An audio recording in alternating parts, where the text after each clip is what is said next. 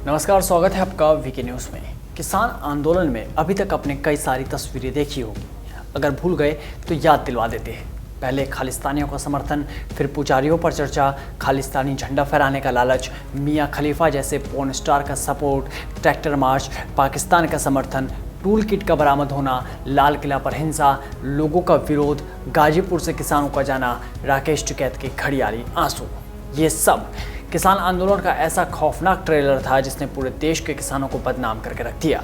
इस आंदोलन में जो कुछ हुआ उसे बताने की जरूरत नहीं है।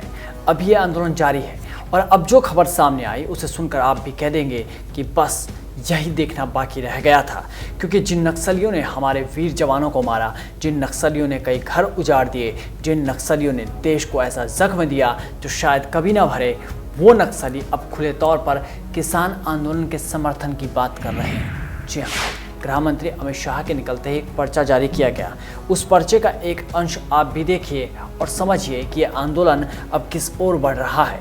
दरअसल बीजापुर के तर्रेम में सुरक्षा बलों के साथ मुठभेड़ के 2 दिन बाद नक्सलियों ने एक पर्चा जारी किया है। ये पर्चा केंद्रीय गृह मंत्री अमित शाह के छत्तीसगढ़ से रवाना होने के ठीक बाद जारी किया गया और पर्चे में उन्होंने केंद्र और राज्य सरकारों को चुनौती दी है। लेकिन इस पर्चे में ध्यान देने वाली बात जो थी वो थी किसान आंदोलन को लेकर कही गई बात, जिसमें खुले तौर पर समर्थन की बात कही गई और इसके लिए 26 अप्रैल को भारत बंद का ऐलान किया गया है।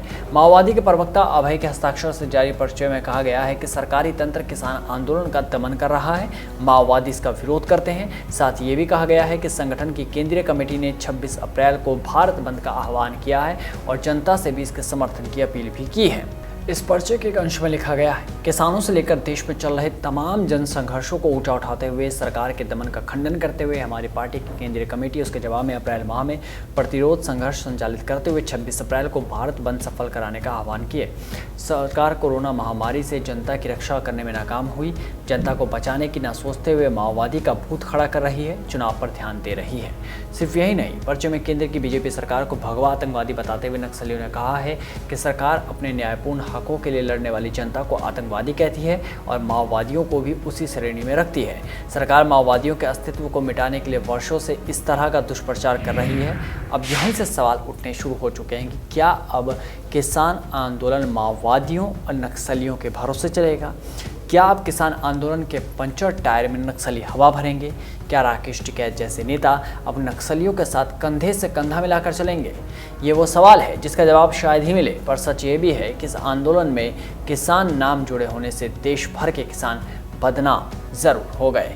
हम किसानों को पूरी तरह से सपोर्ट करते हैं, पर किसान आंदोलन में जो इस तरह की चीज़ें चल रही हैं उसका समर्थन नहीं करते। इस रिपोर्ट में बस इतना ही। देश और दुनिया की तमाम बड़ी खबरों से जुड़े रहने के लिए बने रहिए वीके न्यूज़ के साथ। नमस्कार।